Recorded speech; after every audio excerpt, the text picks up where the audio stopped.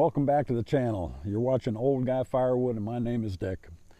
You know, from time to time companies contact me and ask if I'd like to review some of their products on my channel, and my position has been that if it's something that's related to firewood, related to what I do, and if it's something that I think my subscribers would enjoy saying, that yeah, I'll go ahead and review their product, and with the understanding that I'm going to do an honest review. And all companies always say that's fine. Now, occasionally I get requests for something that just isn't related. The other day somebody sent me a request for a collaboration, and it was for some sort of shelf bracket, wall bracket. I said, you know, it just doesn't fit. That's not what I'm looking for. But I was contacted by Vevor, and I'm sure you've seen their ads. They sell tools and various things, and they basically said, would you like to review one of our products? And they gave me a dollar figure and said, go to our website, go to our catalog, and choose something up to this dollar amount that you think would benefit you and would benefit your subscribers, and do a review on it. So one of the things that I've struggled with, I've got a Kubota tractor that has a diesel motor, and I've got a Kubota side-by-side that's diesel, and hauling those 5-gallon yellow cans is a pain in the neck. And it's a pain in the neck when you have to lift them up to the hood of the tractor where my fuel inlet is, and try to pour them and balance on the step of the tractor and so on. So I found a fuel transfer tank that they offer, and it's a 35-gallon tank, and it's rated for either diesel, gasoline, or kerosene. And I opted to try the yellow one. Comes in several different colors, but they sent me a yellow one, which is traditionally the color for diesel fuel tank. And today I'm going to unbox that and put it together and give it a try and see how it works. So stay tuned. This tank arrived FedEx shipment. All right. Hey, Clifford. Clifford wants to get in on the action. All right, here's the hose. It's got a aluminum nozzle. It's not something you turn on and off, but I guess something you just put in the tank and then turn the handle and it will fill it up. And a couple rubber wheels.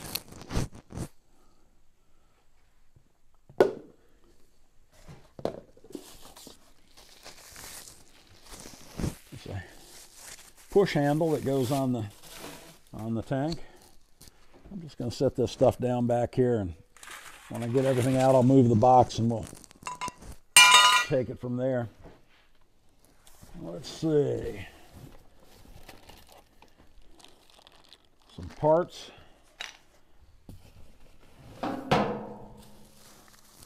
Caster wheels that go on the front of the tank. More caster wheels. I'm guessing this might be the pump itself. Some brackets, hardware, crank handle, Teflon tape. There's the pump.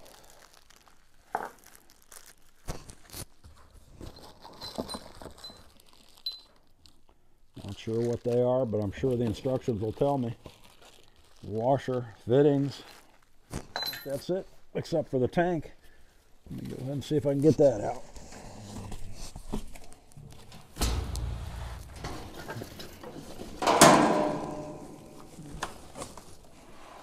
One thing I haven't seen so far is instructions. Oh, wait a minute, here it is down here. And an instruction booklet. So let me toss this stuff out of the way. I went ahead and took the nuts and just pulled out some wrenches that fit them, and added a pair of adjustable, an adjustable wrench, a crescent wrench, and a vice grip to my set of tools here, and a screwdriver. And I think that's all we'll need to put it together. So I'm going to go ahead and go through this step by step, and I will probably put you on time lapse here in a minute, and we'll get it put together.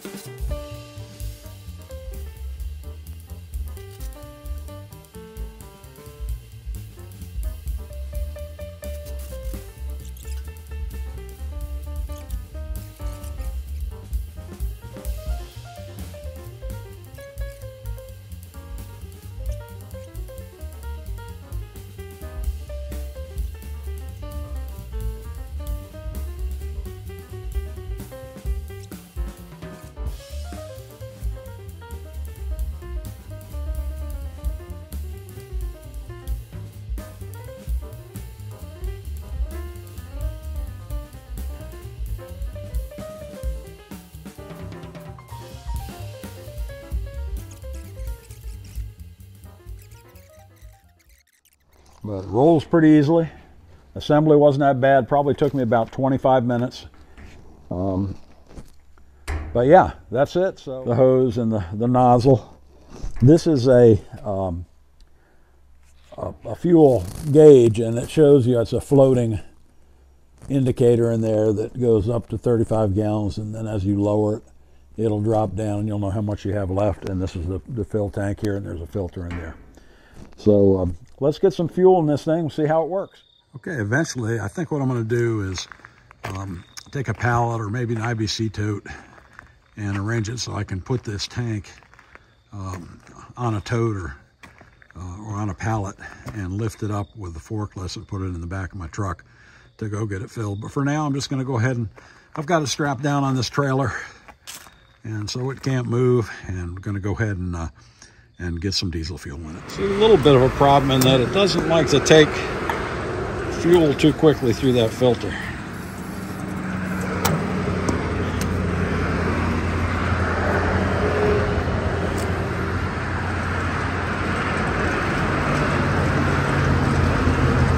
Yeah, it needs an air vent.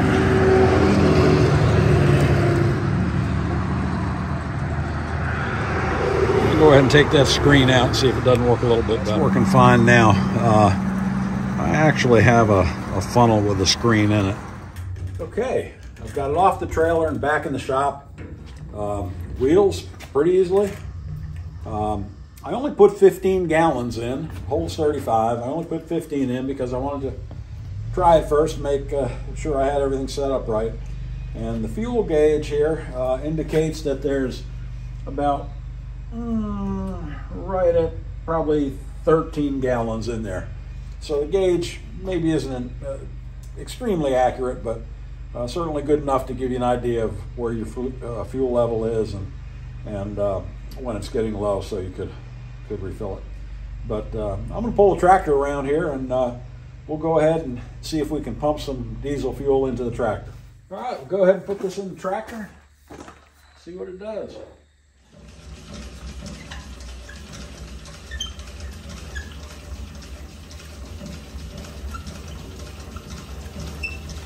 I'm not sure what the rate is. I'll have to look in the documentation and see if it says. I need to vent this, I guess. Yeah, that's better.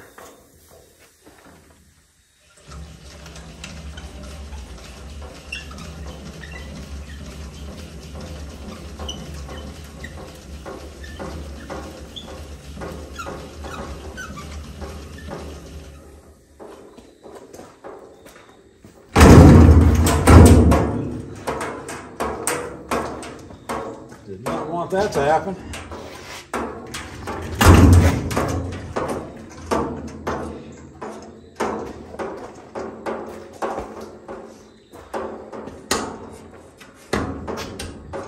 One thing you noticed is I almost pulled it when I was pulling on the hose. It dropped off this edge of the concrete here. But what I had not done was lock these casters. They're locking casters, and I went ahead and went back and locked them.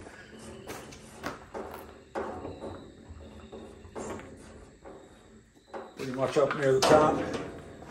Let's see if I can draw this back into the tank. Yeah.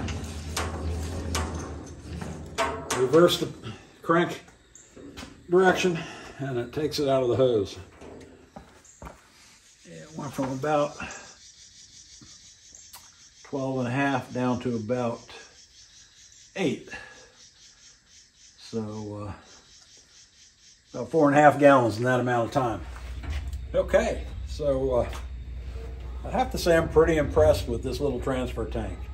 It holds 35 gallons and it's rated for diesel, gasoline, or kerosene. It's got a two-way pump which pumps out of the tank into whatever you're fueling, and if you reverse the direction of the pump, it'll actually suck fuel back into this tank. Easily moved around. It's got swivel casters in the front that lock, large 8-inch wheels in the back. So I'd say overall I'm pretty impressed with this transfer tank and pump. The one thing, or a couple things, the filter where you fill it in the fill neck just will not let fuel pass through there very quickly. So that's a bit of an issue. And the other thing is this, this hose and nozzle arrangement is pretty simplistic. It works, but it'd be nice to have a shut-off type nozzle, and it would be nice to have an electric pump. And I think I may look at putting an electric pump on this tank. I know that Vevor actually has an electric pump that they sell. It's pretty reasonable. I think it's 12-volt DC. I may take a look at that and see if there's some way that could be attached to this. But yeah, again, for the price, I'd recommend it. I'll leave a link to this transfer tank in the description on this video. And it runs around $250, I think, give or take. And I'll also provide a discount code which will save you an additional 5%. Save more 5. But again, I'll show that in the description also. Got some big news coming to the channel, and that's why I wanted you to kind of wait around to the end. And something big is going to happen here, which is really going to help me. And what I'd like you to do is go back and take a look at the video that is posted at the end of this video. It'll pop up there, and just hit that video and take a look at it.